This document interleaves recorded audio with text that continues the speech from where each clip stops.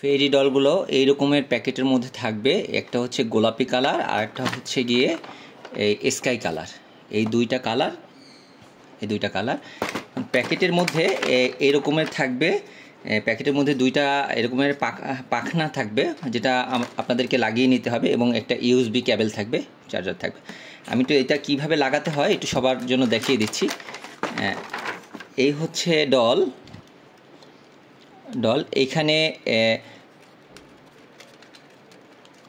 হচ্ছে charger point, যেটা আপনার চার্জার দিয়ে থাকবেন, এবং এইখানে হচ্ছে সুইচ, এইটা থেকে অন অফ করতে হবে। এবং এখানে পাখা আছে, যেটা পাখার যে জায়গাটা একটু কাইন্ডলি দেখুন। এই যে পাখার যে এই যে পয়েন্টটা, এইটা নিচের দিকে থাকবে, আর এই যে পয়েন্টটা এইটা উপরের দিকে থাকবে।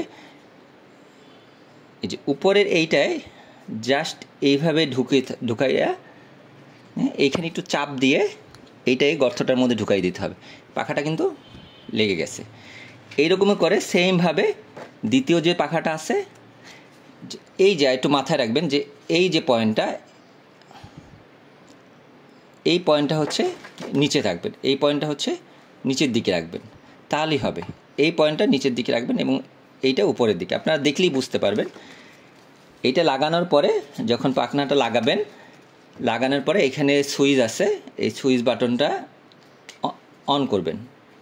এই অন করলে লাইট জ্বলে যাবে এবং কিছুক্ষণের মধ্যেই পুতুলটা চলা শুরু হবে। এখানে ধরে রাখলে এটা উঠবে না, আস্তে আস্তে নিচে হাত দিলে এটা স্পিডটা বেড়ে যাবে এবং এটা উপরের দিকে উঠবে।